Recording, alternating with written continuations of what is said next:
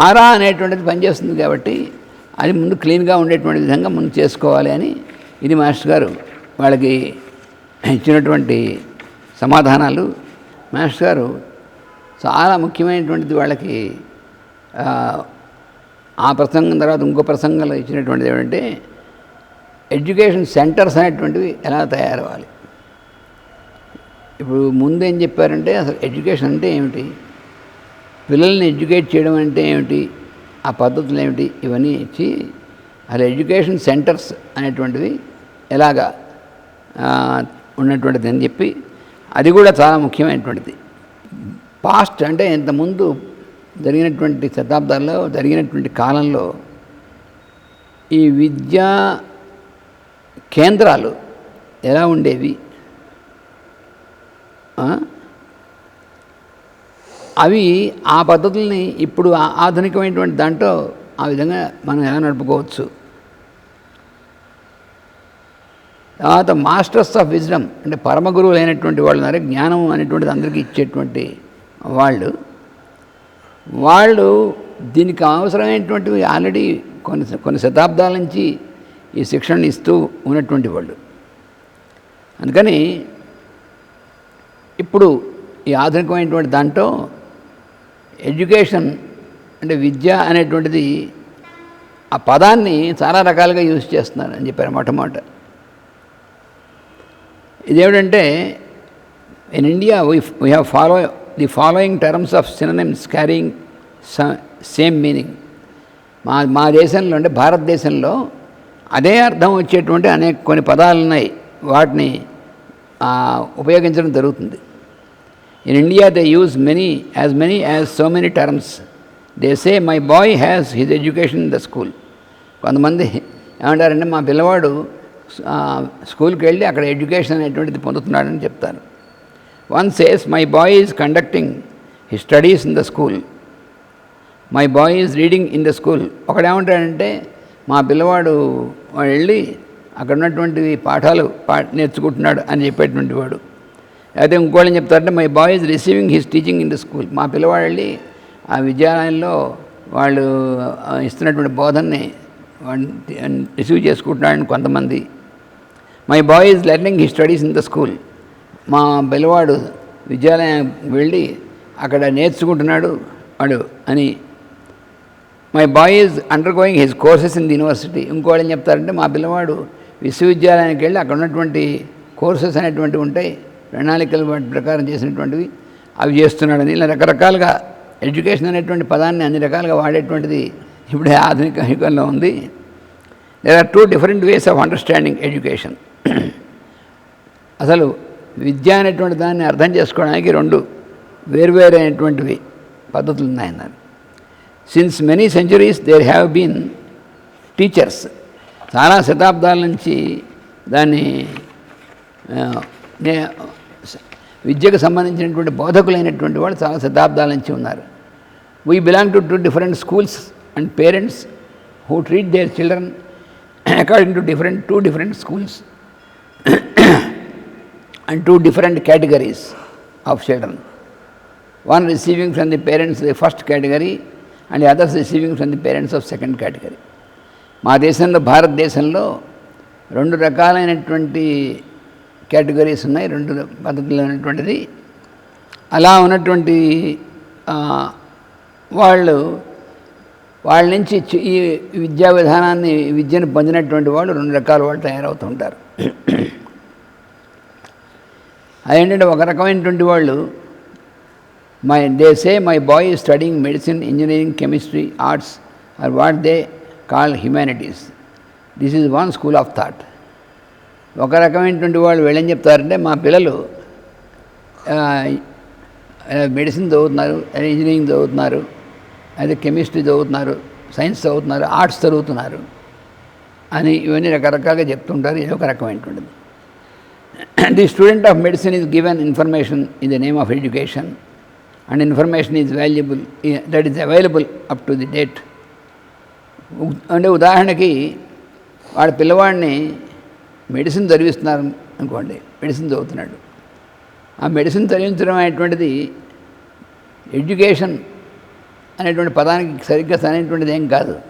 దాన్ని ఏం చేస్తున్నారంటే ఆ మెడిసిన్ సంబంధించినటువంటి ఇన్ఫర్మేషన్ అనేటువంటిది ఉంటుంది.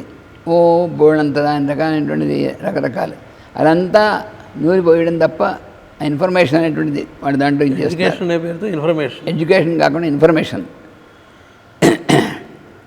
Will be poured into the head of the student. వాడు బొర్రలోకి బాగా ఎక్కిస్తున్నారు, వాడు గరాటు పెట్టిపోసినట్టుగా ఎక్కిస్తున్నారు వాడు.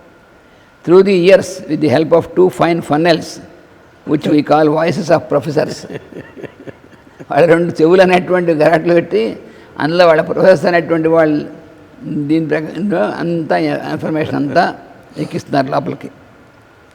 The result is a student of medicine 10 years ago was fortunate enough to have less number of facts and less quantity of information than the student who is receiving in this time. You take the student of medicine at present, there will be at least 10,000 books more printed and published and 10 new branches of medical science which we expect of the student. ఇంతకుముందు కంటే ఇప్పుడు చాలా ఇంకా ఎక్కువ పుస్తకాలు, ఇంకా ఎక్కువ గ్రంథాలు, ఇంకా ఎక్కువ ఇన్ఫర్మేషను, అవన్నీ కూడా అన్ని రకాలైనటువంటివి. Unless the student receives that part of the information also along with the previous part, is not recognized as a student having a degree or diploma. వాడు ముందు వాడు మెడిసిన్ అనేటువంటిది దాని గురించి బేసిక్గా ఉండాలి. అవే కాకుండా అసలు ముందు ప్రతిసారి కొంత వచ్చి కొత్తవన్నీ కూడా వీడికి వస్తే తప్ప వాడికి డిగ్రీ ఇవ్వరు. అందుకని ఇవన్నీ బరువంతా ఇంకా నెత్తిన పడుతూ ఉండాలన్నమాట. With due respects to the scientists of education of present day on the academic lines and the university lines, the word education is used as synonym of information, and common sense tells us that student can get the information by himself and for himself when we make information available to him easily. అంటే ఏం చెప్తున్నారంటే education అంటున్నారు కానీ education కాదు, అది అంత information. బోళ్ళంత information అంతా కూడా అంత బండిల్స్ చేసేసి వాడిని ఎత్తున పెడుతున్నారు. ఆ ఇన్ఫర్మేషన్ వాడికి వీళ్ళు పెట్టక్కర్లేదు. ఆ ఇన్ఫర్మేషన్ అంతా రెడీ చేస్తే వాడు ఇవి నేర్చుకున్న తర్వాత వాడు ఏది కావాలో నేర్చుకుంటాడు.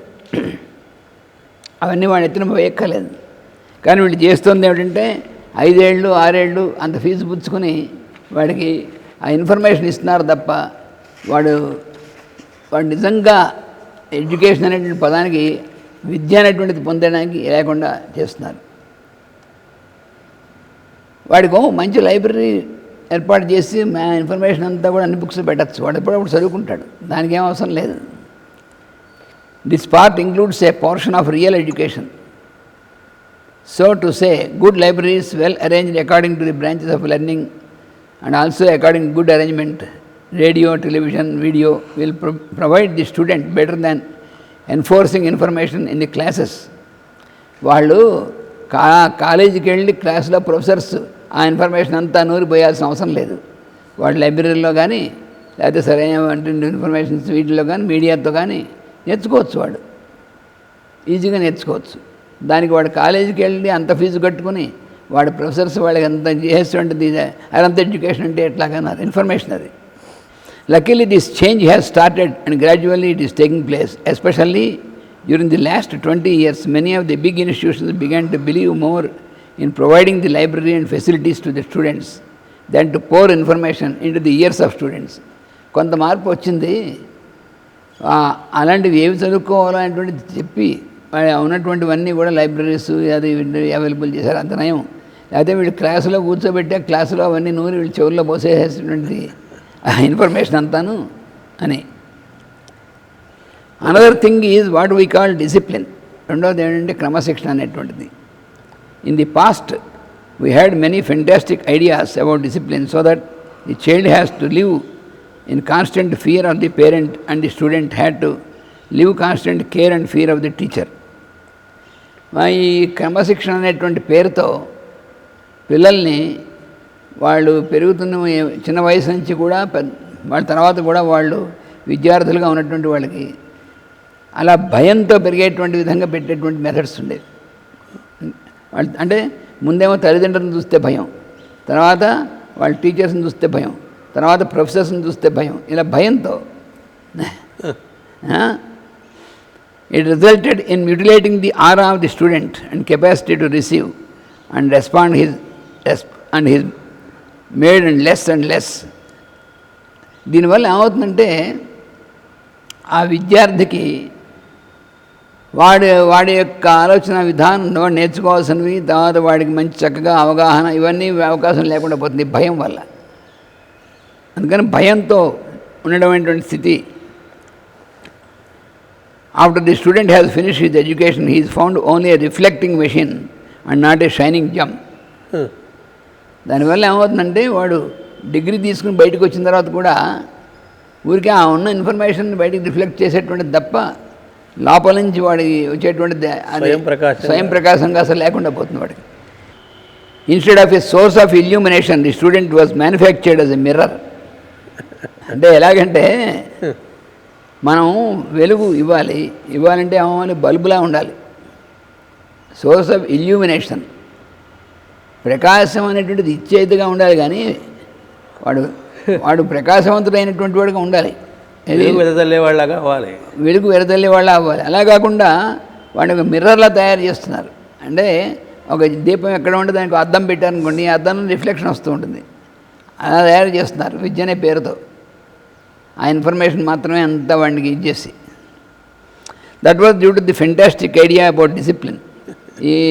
అది కూడా ఎందుకంటే క్రమశిక్షణ అనేటువంటి పేరుతో ఆ రకమైనటువంటి చేయడం వల్ల. Discipline was considered to be physical and manual and it was rather veterinary in it's nature. క్రమశిక్షణ అనేటువంటిది భౌతికమైనటువంటిది అనుకోవడం పొరపాటు. భౌతికమైనటువంటి విధంగా కాదు అది.